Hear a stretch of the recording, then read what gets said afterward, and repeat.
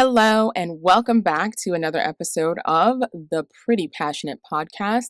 I'm your host, Dr. Ruth, and this is your favorite group chat where we get pretty riled up and dive really deep into the things that we're passionate about. Just a few programming reminders for you. Don't forget, like, subscribe, follow, share the podcast with anyone you think might be interested in the fun that we're having here.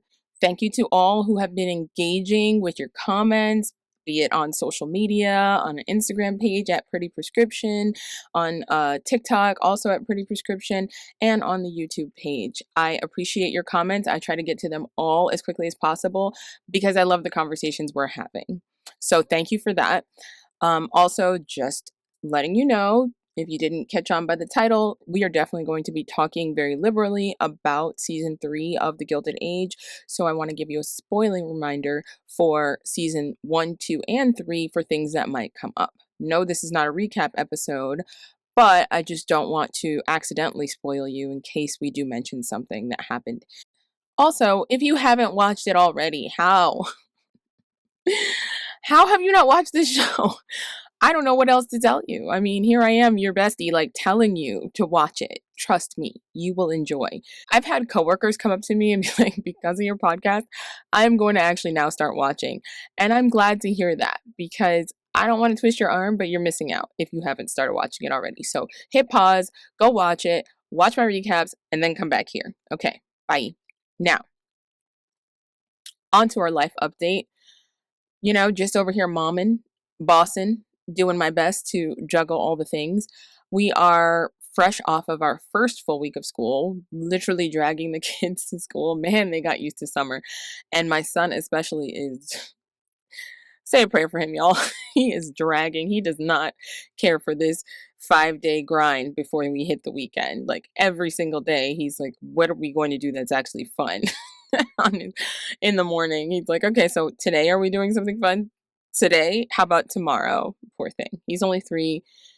He has a long educational career ahead of him. So maybe he just caught the entrepreneurial bug from me very early. We'll see. But we are coming fresh off the heels of a really nice weekend. This weekend, my husband and I took the kids to the Piedmont Park Art Festival. My daughter's like a bit of a budding artist. She loves nothing more than a blank piece of paper and colored pencils, crayons, something, because she's going to get to drawing a fantastical world, some fashion, something. But I really enjoyed the Piedmont Park Art Festival. If you live in the Atlanta area and you have not really gotten into the festival fair scene, I would highly encourage it because it is just so fun. Even if you don't have a specific goal, we literally just take out the double stroller and just walk around with the kids and look at stuff and take in the sights and the sounds. Of course, I do some shopping. My daughter and I got matching little little crystal necklaces. She got citrine and she picked out this rose quartz for me. And actually it was a pretty good deal. And so we've been wearing them since. It was really fun to get. I got a cute piece of art and local artists are like sitting right there with their beautiful art on display and you can purchase it. Some of it obviously is on the pricier side. The piece that I bought was very, very reasonable. It was just a small acrylic painting, very textured, of a mommy elephant and a baby elephant. I'm going to put in a picture here and the artist was amazing. Her name is Deepa. And she loves to take a picture with everyone who buys a piece of her art. So I'm just going to put a picture in here just to show you that photo that my husband actually got. And, I think it was really nice for the kids too, to see artisans and to see people from all walks of life and, just be in the mix. We live out in the country, so we try to make a concerted effort to occasionally let them be around people and spend time in the cities so that they don't develop less social habits. Lastly, I need to soak these nails off. It is so annoying.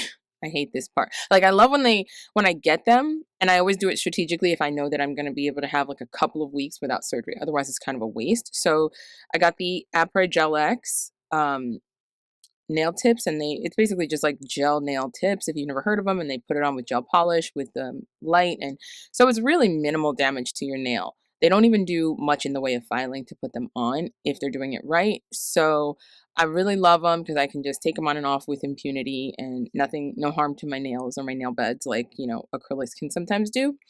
And I'm a little bit allergic to cheap acrylics, to be honest. But that artificial break between me and surgery that I created for vacation and getting the kids off to school for their first week is over. I'll be definitely back in the OR later this week. And so these babies got to come off. I actually can't wait. Typing. I learned how to type with long acrylics back in the 90s, but now I can't do it anymore. And I also I can't text. It's very cumbersome for me to text with these. So I can't wait to actually have my little stubby short fingernails back. But a colleague of mine was telling me about press on nails because she was saying because you have to take them off and on so much, maybe it's a better idea to do press ons and not make the time investment of having to do gel X and then having to soak them off or whatever, which makes perfect sense, except she is definitely younger than me and I'm sure she does not remember Lee press on nails. This was a phenomenon if you are of a younger persuasion of the 80s, I want to say, yeah, mid to late 80s, where you got these plastic nails. I'm pretty sure they were plastic. And they came in different colors and were very fun looking. And they had these little sticky tabs inside. The basic architecture of modern day press on nails, except the glue sucked and the plastic was. So you would pop them off and you put the little piece of plastic film on the inside and pop them on your nails and hold it for a second. And it would look good for all of 5 minutes. It would definitely be raised up from your cuticle, so it looked really obvious that it was a press-on. They were not all that naturally shaped, and they didn't come in this huge variety of sizes. So when I hear press-on nails, that's what I think of. But she showed me some really cool ones, and I found a very reputable company on Instagram from one of my beauty influencers that I follow closely. So I'm actually going to give it a shot. Not right now. Right now I need my stubby fingers back. But I'm actually going to give it a shot and I will report back if this is a great success because this will be a game changer for me, not only for the effort and time made having to go to a salon for someone to do my gel X. I do have the ability to do it at home. During the pandemic, I went crazy and got everything and was doing my own gel X because what else were we doing during the early stages of the pandemic? I definitely wasn't operating. So I learned how to do them and do them really well, but I enjoy my pampering, don't you? So yeah, I get them done at the salon local to me. They do a great job. 3 weeks later, even with toddler and life, they're perfect. They're not coming off. I have to take them off, but ease of use is the goal here. So I will report back. Last week, we ended season 3 of The Gilded Age. Let's just say impact. Impact is the word. Cultural impact is the phrase that I'm going to use to describe what I've been living in for the past week since the finale of this fabulous TV show. I mean, everyone's talking about it. Or maybe am I just living in some kind of echo chamber? Maybe, obviously the algorithm knows I am very interested in this show, but it's not just that. It's also just the conversations that are being had around the show demonstrate its extreme cultural impact. There are important conversations being sparked by some of the themes of the show. The more important themes like wealth inequality, class and social hierarchy, race and social hierarchy, the Black elite. There's a whole lot of interest that viewers are showing in all of these topics because all of this was handled so skillfully by the writers and the showrunners. So one of the things, obviously, as a Black woman that pops out to me and that popped out a lot in comments was the Black Newport family stories and how well that was depicted in the show as well. I think it's a tough needle to thread because you're always going to have to tread lightly on glorifying wealth inequality whilst also acknowledging that these people existed. And just because that was not the experience of all of Black America, it doesn't mean that they deserve to be ignored and that their stories don't deserve to be told and that their accomplishments, frankly, don't deserve to be lauded. There was a very interesting article featured in the New York Times written by Yola Mzizi, I'm going to say. Please forgive me if that's a mispronunciation. And I will summarize the highlights of the article because it was really well written. And she talks about this newfound interest in the historical Black elite that I was just mentioning, with the recent, I don't know if you've seen the recent Ralph Lauren Oak Bluffs collection that has launched, and this year's Met Gala, that superfine black style, the black dandy that was featured, that black dandyism, that sense of elevated fashion and style, and how that was in and of itself a cultural revolution. And of course, our beloved The Gilded Age, the Black Newport people heavily featured in The Gilded Age. There's something in the zeitgeist about these Black people, more or less, who descend from people who maybe were never enslaved, or people who maybe removed or bought themselves out of slavery very early on, were able to reestablish themselves in the North, particularly in the Northeastern coastal communities, and thrive in such a way as to create legacy for themselves starting in the late 18th century. Impressive. And in case you didn't know, Oak Bluffs is a very popular Martha's Vineyard enclave, long historically visited by the Black elite and or aristocracy, if you want to use that word. I don't love that word, but it's a word that is in the article. So ultimately, Oak Bluffs is associated with this group of people who summer in Martha's Vineyard, and the clothing collection is reflective of their tastes. I don't own any pieces because I don't own any property in Martha's Vineyard, so I didn't need to.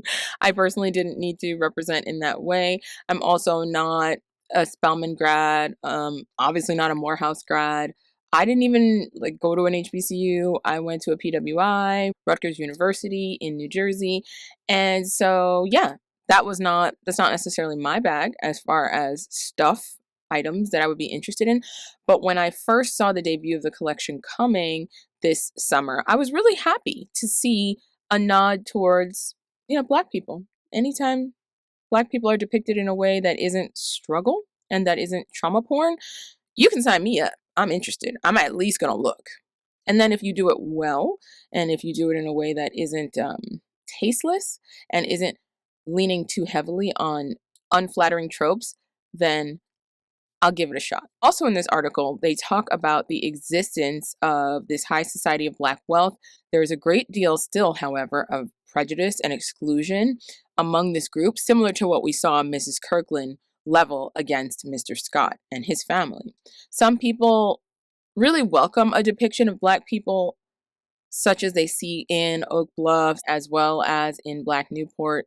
Like I said, that isn't focused on hardship, that isn't trauma porn, that doesn't just depict our struggle.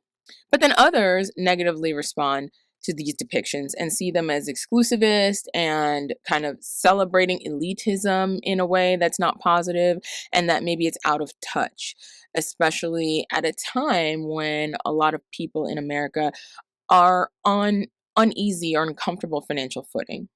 In particular, something that stands out to a lot of Black people in the bucolic and sun-filled scenes that are portrayed in these historic portrayals is the colorism thing.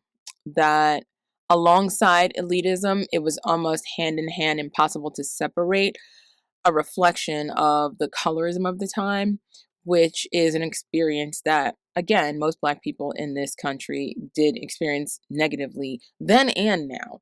So I guess the issue is, while we're celebrating and elevating, there's this inescapable feeling that the majority of Black America is not reflected by these people. So glorifying these images is leaving them behind? It's a question. I don't know that anybody has the cut and dried answer. There's so much history behind the rise of the Black elite, especially considering that they did this at a time where American people, white people, were still very hostile toward their success. It's not like white people welcomed the idea of seeing Black people on equal footing with them everywhere they went. And the North, although slavery was not present, was not a bastion of social equality either. These Black people found their enclaves of success in the hospitality industry, and that's where they thrived, especially in coastal communities. There was that Bruce Beach in, I think, in California, that Manhattan Beach lawsuit actually that came up a long time ago about a family similar to this. Started a beach resort very long time ago, early 20th century, and ultimately they became a target to those who did not believe that Black people deserved this kind of status. So, how does this all relate to the Gilded Age? If you think about Peggy's family, her family really represented, again, a parallel to the Russells, the white New York society family being depicted in the show, in that they were very successful and they were also new money. And they were also not accepted by the Black old guard, which the Kirklands very much represent, having never been enslaved and always been property owners, entrepreneurs who granted them a certain level of success. There's even a little bit of demonstrated hierarchy between Mrs. Kirkland's wardrobe and Mrs. Scott's wardrobe, where Mrs. Kirkland's wardrobe was much more expensive looking. Mrs. Scott's wardrobe was more representative of the mix and match top and bottom pieces that women of the day did to extend their wardrobe. But back to Mr. Scott and being new money, today I feel like we would absolutely look at his accomplishments like, wow, you escaped slavery and you established this amazing life for yourself in Brooklyn. You have a home, you have a business, not just any business, you're a pharmacist, well respected by your colleagues. He's hosting internships, he's mentoring the healthcare of the future for Black America. This guy was a straight up boss. But just like Agnes Van Ryn was totally unimpressed with the Russells' fortune and their ability to climb to the position they were at, Mrs. Kirkland saw Mr. Scott as the same, new money, not her business. And then add to that the layer of colorism. I did wonder, if Mr. Scott was, obviously these are fictional characters, but I wondered if Mr. Scott was of a lighter persuasion, would that have made a difference? If Peggy was of a lighter persuasion, would that have made a difference to Mrs. Kirkland? Somehow I doubt it, but I feel like the color added one more nail in the coffin of not good enough for my son. And when you think about the papered bag test and the inherent elitism that came with it, the bag test, if you're not familiar, means that in certain circles in Black elite society, if your skin color was darker than that of a paper bag, you would not be admitted. You were persona non grata because dark skin was associated with being lower class and therefore not someone who they wanted to mix with. And when I think of that, I always think, what was the big deal? Everyone was still Black. What were they so afraid of? And then reading this article and all the commentary online, it occurred to me they're afraid of being pulled backwards. As a group, they'd achieved so much success, like so many other minorities before, by distancing themselves from Black Americans. Think about the journey of Italian Americans and Irish Americans and German Americans and Jewish Americans in this country. Their solidification of whiteness came with their separation from, distance from Blackness. And the same can be said about these elite Black people, that the further they get away from Blackness, the safer they are in their elite position, or so they think.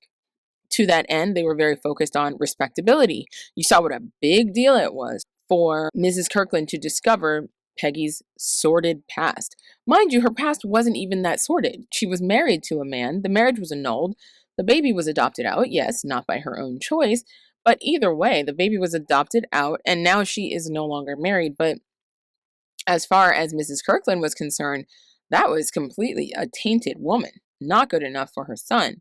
As Marion put it earlier in the season, that a woman is to be as pure as the driven snow. And the same was true for Black elite society. And you have to think about that in terms of the fear that we are going to dress this way and carry ourselves respectably and have this distance from Blackness and this distance from slavery, this existential peril that they lived in. I mean, yeah, it makes sense to me on some level because, like, a very short distance away from where they are enjoying a beautiful life, separated by an invisible line that no one can actually see, is a world in which they would be property. No questions. Property with no rights. So, at least at the time, I can understand how they saw their lightness and their eliteness as some kind of a protection from the ugliness of slavery. Not to empathize with Mrs. Kirkland, because I still don't like her. And I cannot wait to watch her eat humble pie next season. Just saying. I've mentioned a few times that my family and I take an annual summer vacation, all 14 of us. And it can be a little like herding cats, getting all of us coordinated on one schedule. So we try to pick around the same time. We try to plan our trip a year in advance. While we were still enjoying this most recent trip at the beginning of August, we were already planning next year's trip, which leads me to my point that this is something that people who summer in the vineyard also do is they book their homes a year in advance. There are certain events, certain things you need access to, and certain things that require a bit of an insider approach.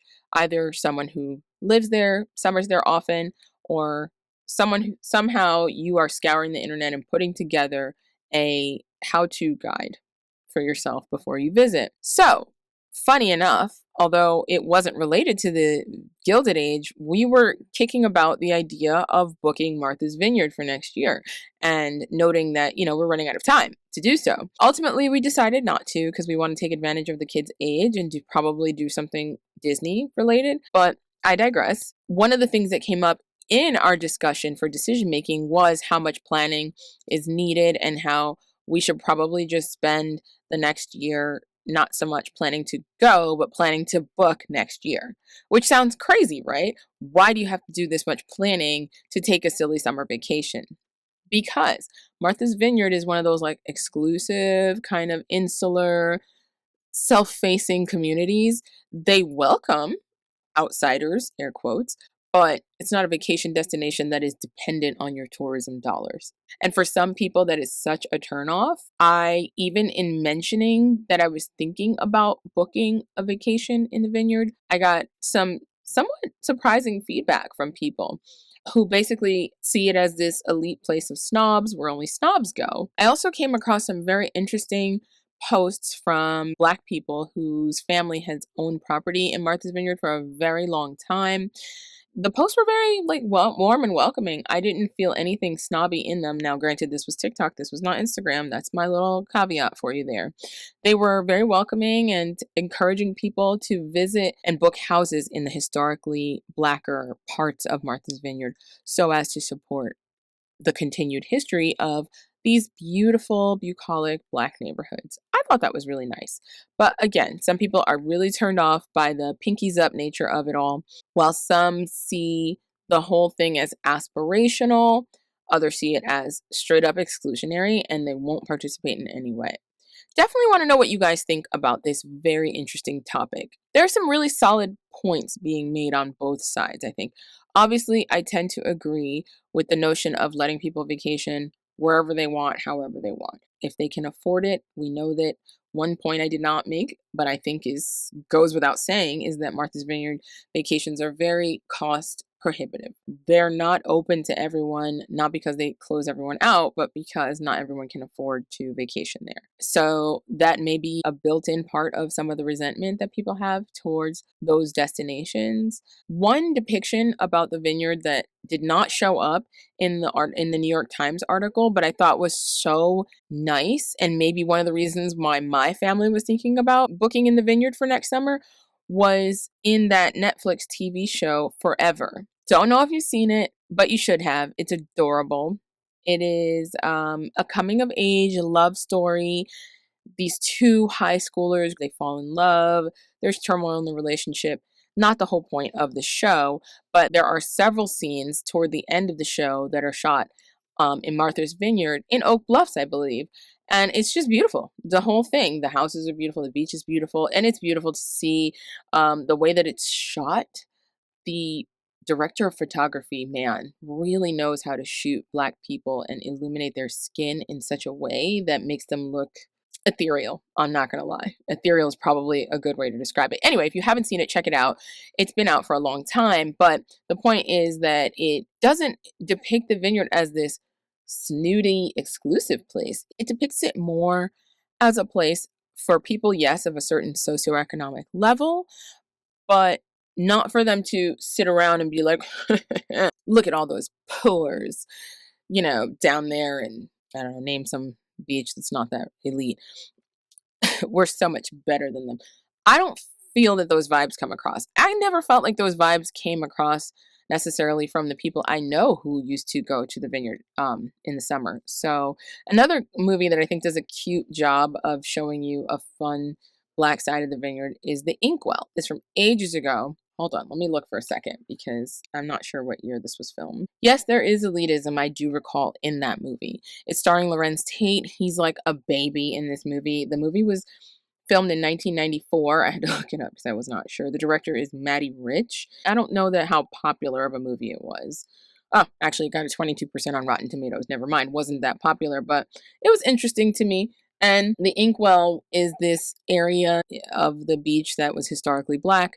Long story short, there's some depictions for me that I've been exposed to that show a positive side to what happens when educated, well-heeled Black people who have inherited or are renting the property they're staying at get together and just get to be Black all in one location, and just shimmy for joy in our Blackness. I don't know if they're actually shimmying up there. But why not? If you're going to shimmy on the beaches of Massachusetts. I don't know. But I'm interested to know how you feel about this topic. I could literally go on and on about this show and the relevant historic topics that it brings up. And I actually thought, man, like a history buff could go crazy with a show like this and really just follow along with the story, seasons 1 through 3, and focus on just the historic elements. I wish I had time, but I think I've covered my sentiments about the season and about the impact of this season of television and the impact these characters have had. These actors are phenomenal. I've said it a million times. And I can't get enough of these depictions. I'll probably watch the season through again. Who else is watching it again just because I want to see my friends again? But I also wanted to share with you about more reading on this topic if you are interested and really want to do a deep dive on these elite Black class of people in America that I said like have been around for a very, very long time. This is not a new thing, and it's also not a new discovery. There are two literary works I would highly, highly recommend you read. I have read Our Kind of People by Otis Graham. It's a phenomenal read. I mean, yes, it is nonfiction, but it's a page turner. One of my lovely YouTube subscribers, Mamie Louise Anderson, she suggested Black Gotham by Dr. Carla Peterson. I haven't actually read it yet. She's going to read it. I think I'm going to also put it on my reading list. We'll see how long it takes me to get to it. I've got a couple of things in the queue, but I'm really interested in this topic. And if you are too, those are two what I would consider definitive texts that are very consumable from what I've heard and from what I've experienced with one of them. That'll give you a really great explanation, historical perspective, and put it all together for you ahead of, you've got plenty of time before next season, but maybe, do that little background research before we come back in time for season 4. Actually, Our Kind of People, if I recall, was a television series. It was adapted to a television series that was not good. I remember giving it a chance because I enjoyed the book so much, and it was starring Yaya DaCosta. Yes. It was starring Yaya DaCosta, and I hated it. I hated it so much. Mars Chestnut, I believe, was also in it. We love him very much. But gosh, it just did not stick the landing. I think it leaned too heavily on negative tropes about wealthy people who spend their summers at Martha's Vineyard. I mean, there was too much focus on the negative of corporate misdeeds, and I just hated it. It felt like chocolate dipped Dallas. Yeah, maybe, but maybe not even as well done. Do you know what I mean? It didn't convey some of the beauty of these spaces in the way that I think the book does. So give the book a chance. Ignore the TV show. I don't even think it made it past the first few episodes, honestly. No shade to them, but yeah, it kind of sucked. And it stinks that that happened because I think a well done adaptation of this book would be just as popular as The Gilded Age. Hello, Sally Richardson Whitfield. What are you doing? Also, okay, frothy, very unimportant, but if you are a fan of reality TV, Bravo has a series that takes place on Martha's Vineyard. It's about a group of friends, relatively young. I want to say they're like millennials. Maybe a Gen Z or two tossed in there, who meet every summer, kind of like Bravo's summer house, except it's on Martha's Vineyard, and the entire cast is Black. There's drama and there's stuff to obviously be ignored as just typical Bravo fodder, but there's also some fun things that they do, some fun elements that they inject, and there's things that I did learn about Black fraternity and sorority culture that I didn't know because I'm not Greek. It's one of my few regrets in life. But I think if reality is your vibe, then that show is fun to check out too. So, enough about the Vineyard. Then I'm actually planning a trip to Newport in the near future. I am really needing to see these cottages, okay? And I'm going to take you guys along with me. That is a promise. Even though I am usually really, really focused on trying to enjoy my vacations and not spend so much time during my vacations content creating, this is going to be, I think, a kid-free trip where I'll have a little more time because I want to visit the Vanderbilt cottage. I want to visit all of the places where they did the filming. Person who oversees all of the sets on the Gilded Age did say that most of the locations they did were like a composite of, yes, practical effects and physical locations, but then tons of visual effects. That said, I've seen some videos circulating on TikTok of some of these pieces of real estate, and they're just breathtaking. I just want to see some of the cottages on the water. Definitely want to see the cottage that the Russells used. Ooh. So yeah, so that'll be really, really fun. Say a prayer right now for time in my schedule to do so. I think spring would probably be ideal. I think if I can't get it done this fall, then spring would be the next best time because, we're still talking about the Northeast here. I'm not going up there to freeze my tuchus off, and it won't show the beauty in the same way that a spring or fall would. Oh, I bet fall up there is just to die for, the colors. All this talk about elite, beautiful Northeastern enclaves on the water actually ties extremely well into a show that I recently began watching on Netflix called Sirens. Holler if you've heard of it. Sirens is a 5-episode miniseries, limited series on Netflix, which is a modern take on the sirens of Greek mythology. There's other elements of Greek mythology mixed in there, parts of the story from Hades and Persephone and Odysseus, but it's all modern day, and it's set on a coastal estate where a woman investigates her sister's relationship with her extremely wealthy employer, as in like billionaire employer. The show definitely explores wealth inequality, the power that wealth brings to you and how that power is used, the lengths people will go to climb the social ladder. Sound familiar? So that's why I think if you enjoyed the Gilded Age, that you would also enjoy this show. No, there is no Black Newport in this show. I'm just going to tell you that right now, at least not that I've seen so far. But it does star Julianne Moore, who is one of my favorite gingers, Megan Fahey, and Millie Alcock. Millie Alcock, to me, is just so fun to watch. If you are familiar with House of the Dragon, she played the young Rhaenyra. I loved her in that show. It's based on the play LMNOP, which is spelled in a very clever way, by Molly Smith Metzler, if you're interested in reading that. I think the best way to approach this, it's only 5 episodes, they're about an hour long, is to do 2-episode chunks. So we're going to be starting with 1 and 2 until the final 5th episode, which we'll cover and summarize.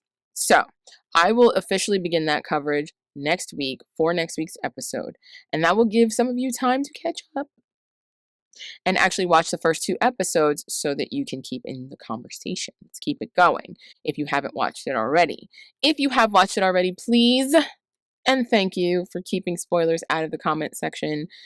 I have definitely watched the first 2 episodes. I'm trying not to spoil myself. I really want to keep watching because it is a very bingeable series, but I also think it deserves to be broken down a little bit. So we'll see how it goes.